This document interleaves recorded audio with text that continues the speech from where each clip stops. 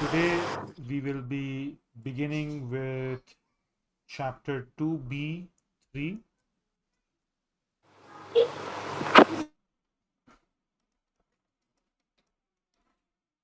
which is titled The Structure of DNA and RNA.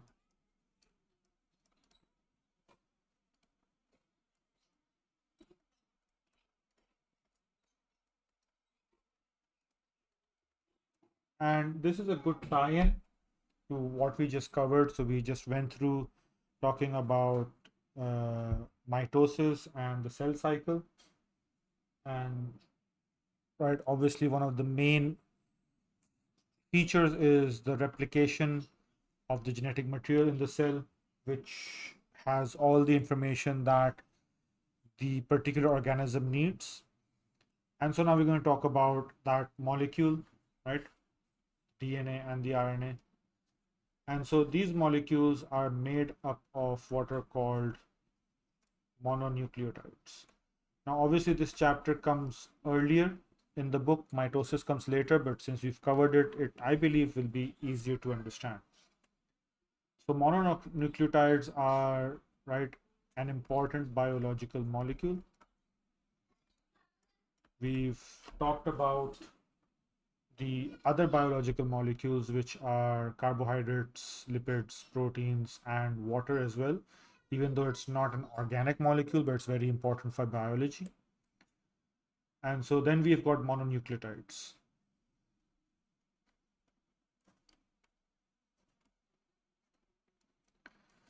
And you find them in ATP, which is adenosine triphosphate, as we know.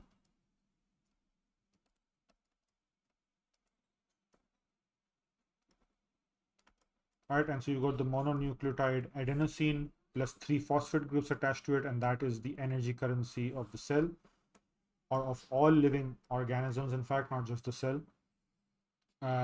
In humans, or even in bacteria, in fact, right? So all living organisms utilize ATP. It's the universal energy currency. And then you're going to find it in DNA and RNA, right?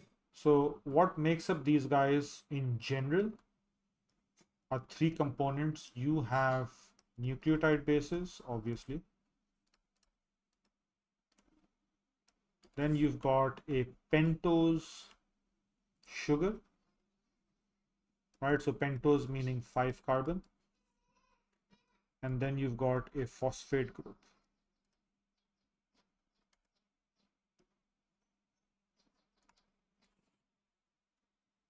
So let's talk about the sugar first. So the pentose sugar is actually different. There are two kinds. One is called ribose, and that actually is what you would find in RNA. In fact, if you spell out RNA, right, it is ribonucleic acid. And so the ribo part, right, is the ribose, the pentose, right? The nucleic part are the nucleotides, and the acid part comes from the phosphate group because it is acidic, but we'll talk about that. And then you've got the other sugar that's involved, which is deoxyribose. And as the name suggests, it's ribose, but without an oxygen. So it has one oxygen less. And the individual structures are not as important, right? The structure is given. It is illustrated for both ribose and deoxyribose. So I will draw them out, and we'll see where it's missing an oxygen. And so this one's found in DNA. And again, right, the name deoxyribonucleic acid for DNA is again the deoxyribo refers to the pentose sugar. And so let's draw these out. For ribose, you have oxygen, Then you've got carbon 1 and carbon 2, carbon 3, carbon 4, right? And then back to the oxygen, and carbon 5 is sticking up here. So you got a CH2OH, hydrogen, OH and H, OH and H, right? And then you've got, so this is what ribose looks like. And then deoxyribose, right? So you draw the same thing again. Just going to draw it a bit lower so I can fit in everything. So you've got carbon, carbon, carbon, carbon, right? The CH2OH, the hydrogen, OH and H. And this is where the oxygen is missing. This is what makes it deoxy. Right? So on carbon number 2, if we number these, right? 1, 2, 3, 4, and 5. And so, right, it has an oxygen missing, right? Instead of a hydroxyl group, it has just a hydrogen in carbon number 2, and that's what makes it deoxy. And so this is deoxyribose. All right. Yes, sir. Next up are the nucleotides.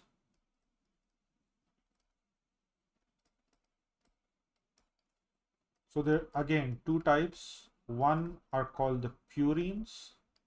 Oh, by the way, these are nitrogen based, right? They're nitrogen containing rings. So if I just backtrack,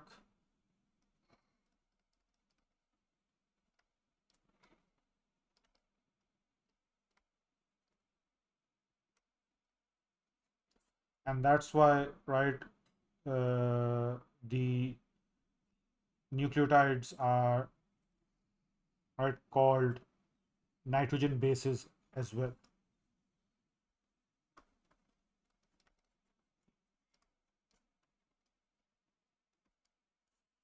So one of them are purines, which are double ringed, so they're larger in size. And these include adenine and guanine.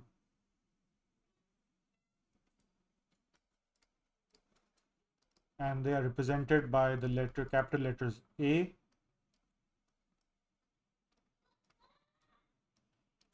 and G.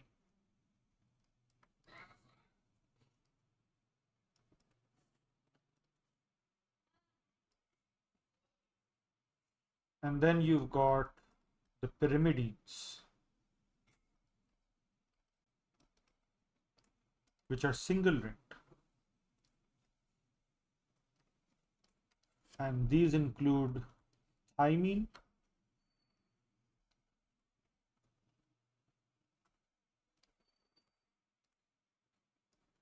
which is given with a T, cytosine, C, and a fifth one, uracil, which is given with a U. And this guy is found in, right, RNA instead of the thymine.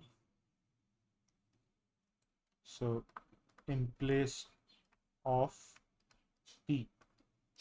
I'm putting in brackets, you don't need to put in brackets. So how does this work? Right, they are complementary. So they pair up, and the reason they pair up is because DNA is double stranded. So this is something, right, in DNA, because it's double stranded,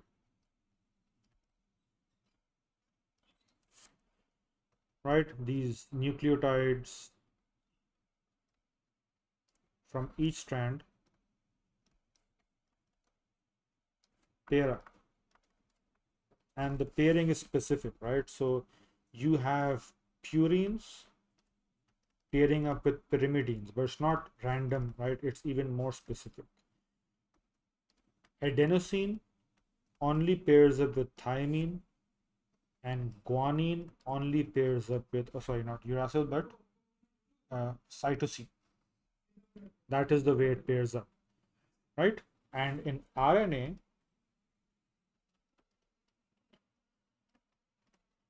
which is in humans at least, right, single stranded, there is no pairing of this sort. Technically, I mean, there is in certain cases in tRNAs that fold on each on themselves, or when the mRNA is being transcribed from the DNA, and so right, there is pairing at that point. But on its own, RNA is single stranded. So right, you have uracil instead of thiamine. And so if any pairing occurs within the RNA molecule, if it folds on itself, which happens in tRNA, if it folds on itself, or if it is being transcribed, so this is mRNA and this is DNA, and it's being transcribed, the gene is being read, and so there's temporary pairing over there. And so if any pairing occurs, it is between adenine and uracil, because it's replacing thiamine, so it's going to take its place. Does that make sense? Is it clear? Yeah, yeah. Okay. And then finally, you have the phosphate group.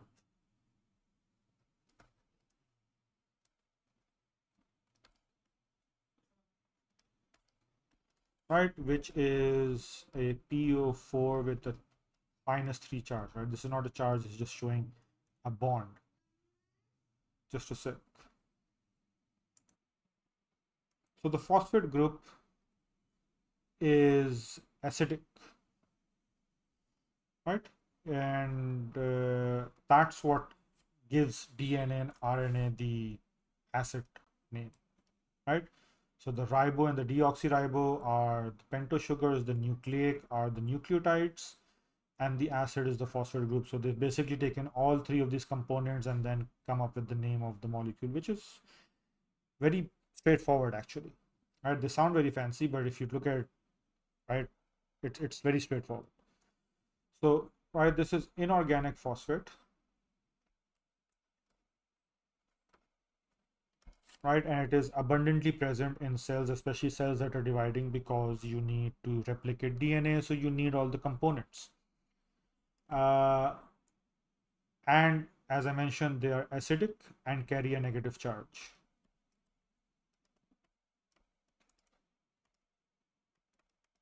So they're negatively charged. I'll turn that into an and, so there's no confusion. Negatively charged.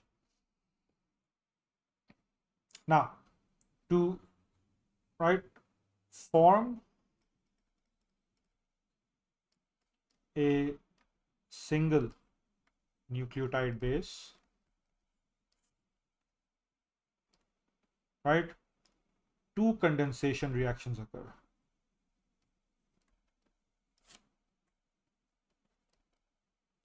And you can think of it, right, first is the sugar plus the nucleotide, right? And so you're losing one water molecule, and then later is the phosphate group. So that's the second condensation reaction, and you're losing another water molecule. So in total, right, because each condensation reaction there's loss of one water molecule, and so in total you're losing two water molecules.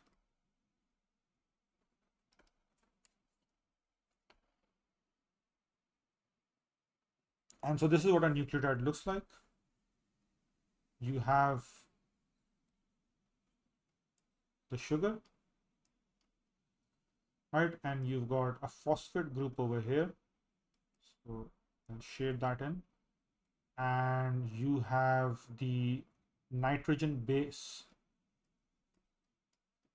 attached to carbon number 1, right? So this is the nucleotide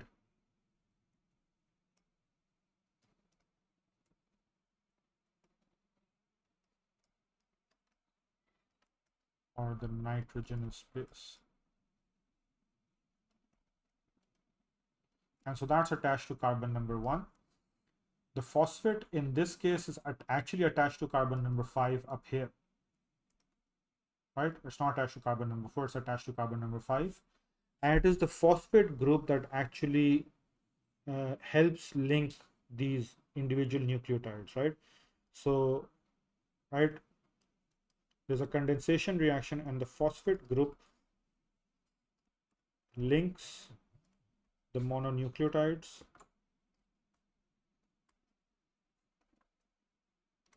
to form, right, polynucleotides, which is a polymer obviously because it has repeating subunits.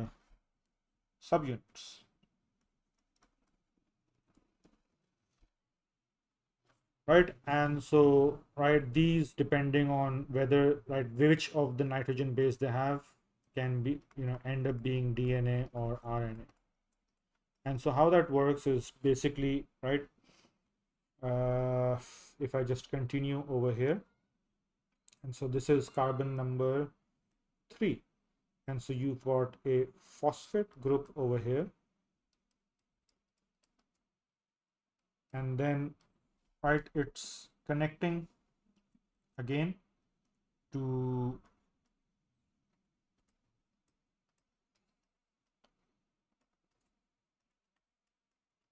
you've got a nitrogen base over here, that's carbon 1, 2, 3, 4, and 5. And so what the phosphate group is doing is it's connecting the right mononucleotide from the fifth carbon of one sugar to the third carbon of the second sugar, and so that's how it continues further, right? And so right, this is what it would look like, and well, you get the point, right? So this is a polynucleotide building, and that is why, right, for a DNA strand at least, what you have, if I just draw one more, in fact, so just to show that that's not oxygen.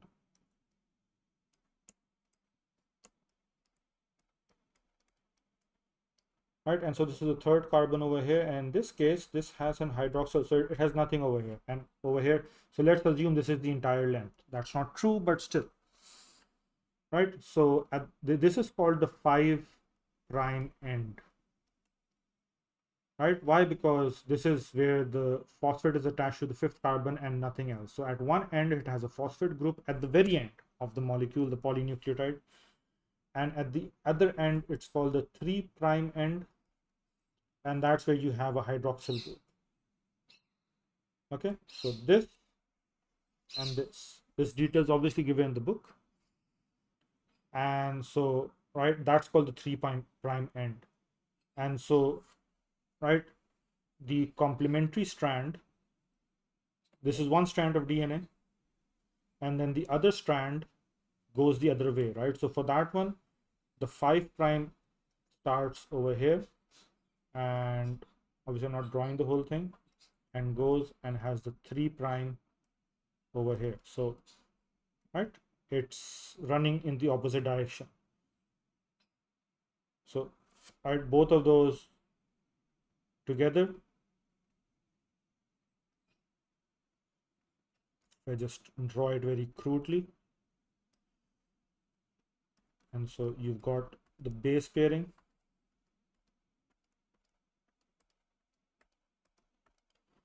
and again 5' to 3', and then 5' to 3'. That's, and of course this is like a helix, right? So it's actually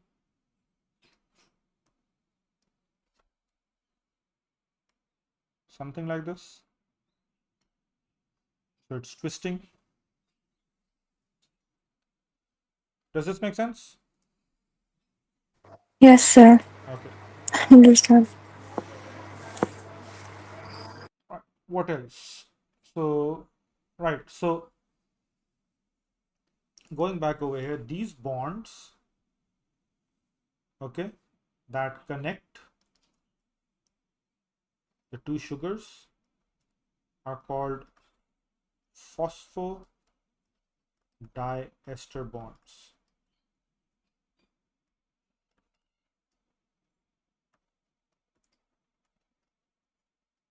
And we know di means two. Why is it two? Because you got one over here and you got one over here, right?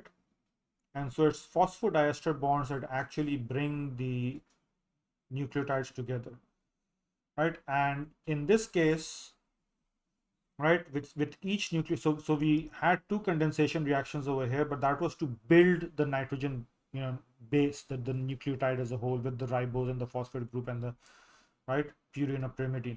But now when you're linking the mononucleotides together, with each link, right, there's a condensation reaction, as we've seen with other polymers, with polysaccharides and polypeptides. So they link the mononucleotides.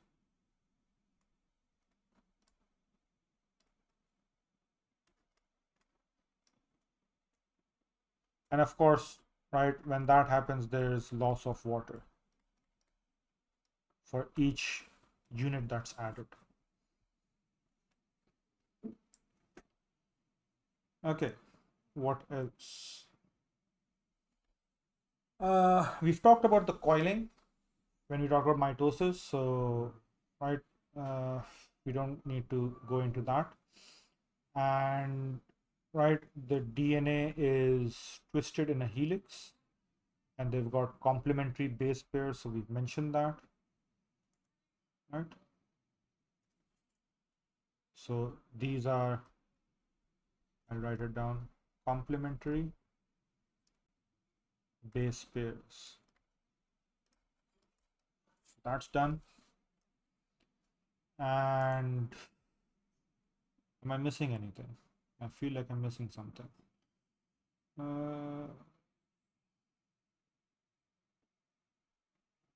I think we're good for this part. Would you like me to continue to the next chapter? We're done with this? Or Yes, sir. Sure. okay.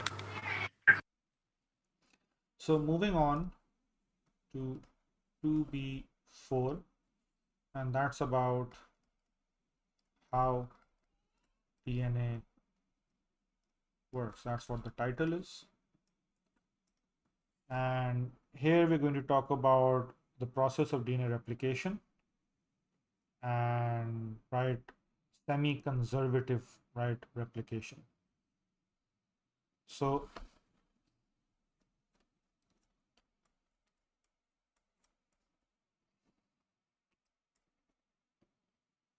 when the structure of DNA was discovered by Watson and Crick, right, it was discovered to be a double helix.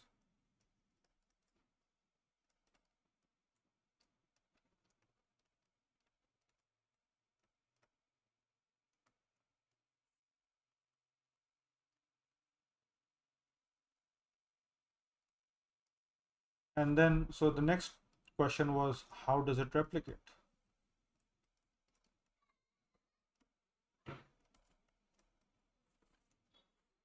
Right? And so there were two theories that were presented. The first was conservative replication. And what that suggested is that the original DNA molecule stayed the same way, and then the new DNA molecule was made up, and that was removed to the new cell that was being made, right? So the original DNA molecule stayed, the word they're using is intact, so nothing changed over there, and the new molecule synthesized,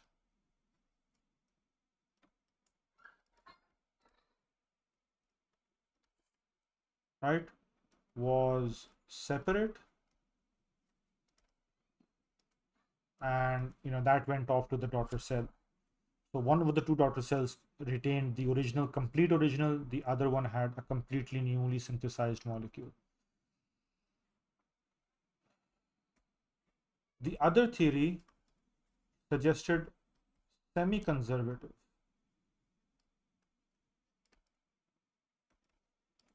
replication. And what that meant is the double helix opens up of the original molecule.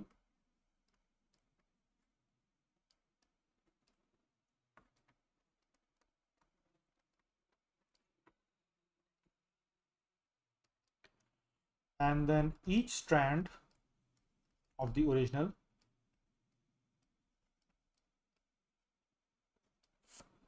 has a new complementary strand replicated. So what does this look like, right? For example, you have the original strand this way. And so in condition number 1, right, it's being replicated. And so what you're going to end up is with the original as it is. And then you're going to have the new guy over here, right? And so this is conservative. Whereas, right, in the second scenario, you have the original obviously starting off, and when it gets replicated, it looks like this. Right, so the new DNA molecules have one strand from the original and one strand that is replicated. So that is semi-conservative.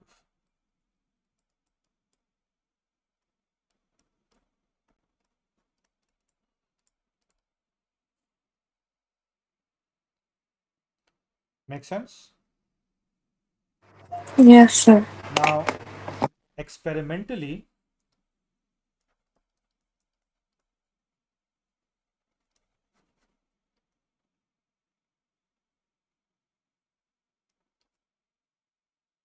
right, it was proven that the semi-conservative method is what actually happens.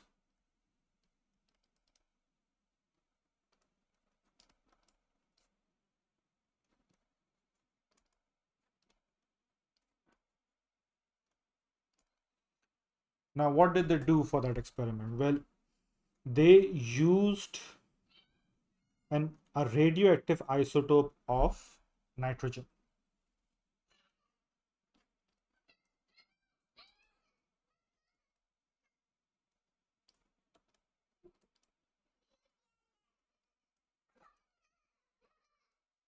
And so normally nitrogen has a mass of 14, right? But they used nitrogen 15, which is radioactive. And then they actually used this with bacteria, right? So they grew, right, E. coli bacteria. And the nucleotides that they provided were radioactive.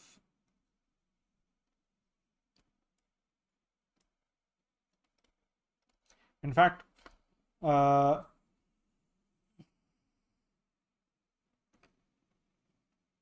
right, they actually provided ammonium chloride.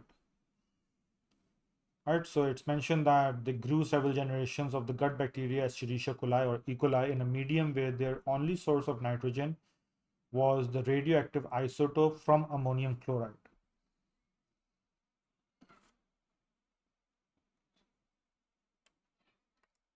Ammonium chloride.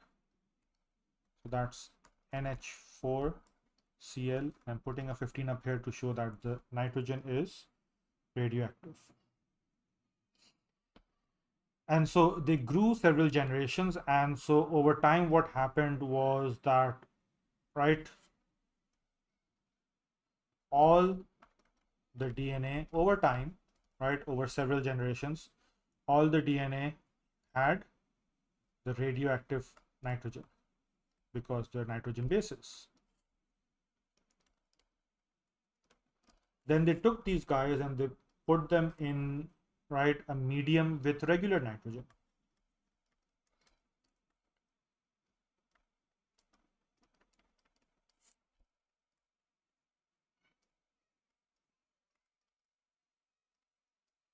and they allowed them to grow, right, once.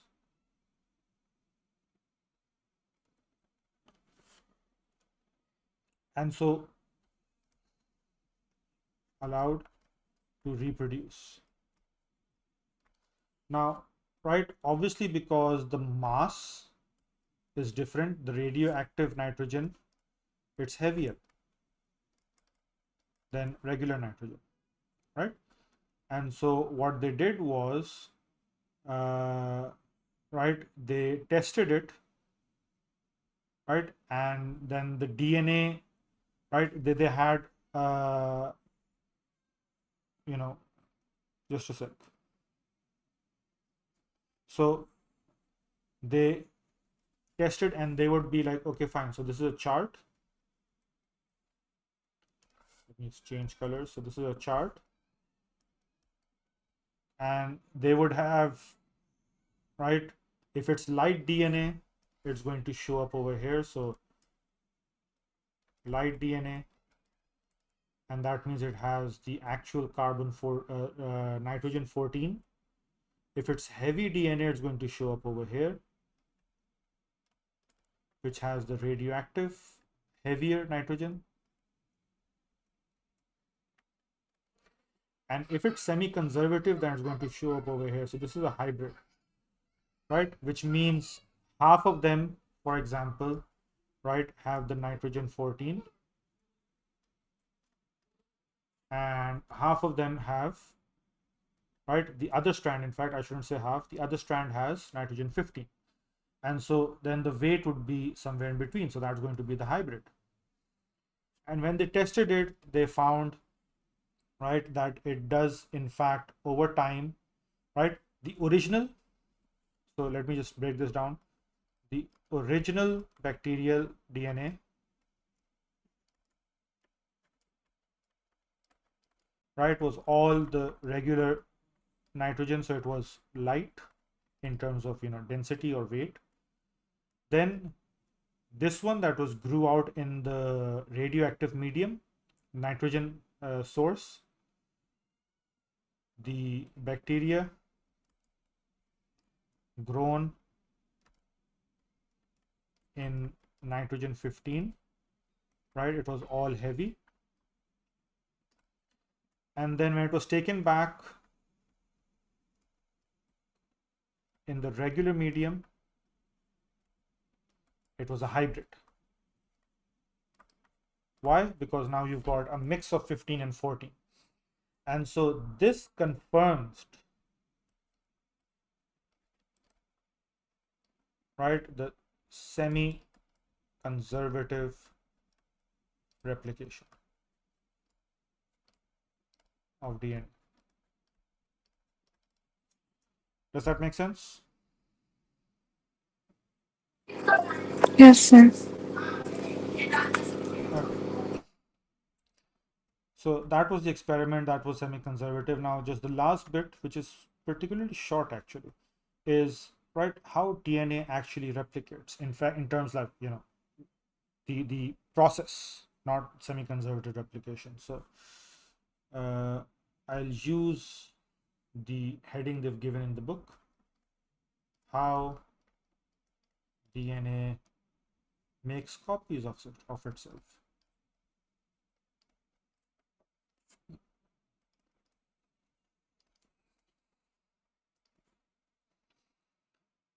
And so now we know it's semi-conservative, right? So what happens? There are 3 enzymes involved, and that's interestingly the only thing they're mentioning over here, right? In the next chapter, they're talking about the genetic code and, the different proteins that are formed, and then, RNA. So they're going to talk about tRNA and mRNA and all of that. So that will come obviously later. And yeah, so they actually haven't gone into details of the DNA replication process over here, which is surprising. Anyway, right, so it involves 3 enzymes, which obviously you need to know. They are DNA helicase, and what this guy does is it unzips the double strand.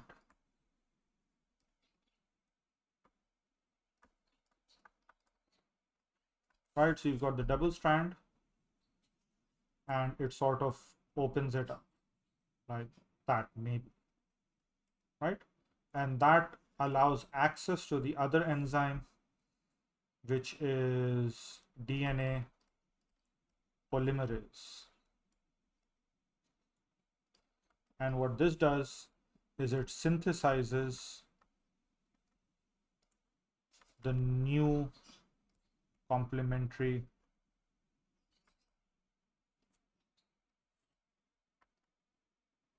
DNA strands for both, right? So there are two happening at the same time, right? Over here and over here as well. And then you've got DNA ligase.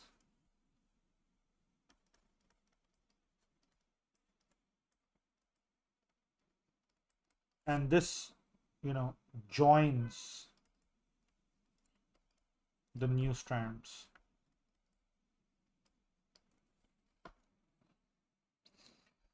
Right? It actually, if I want to be proper, it catalyzes the formation of phosphodiester bonds between, right?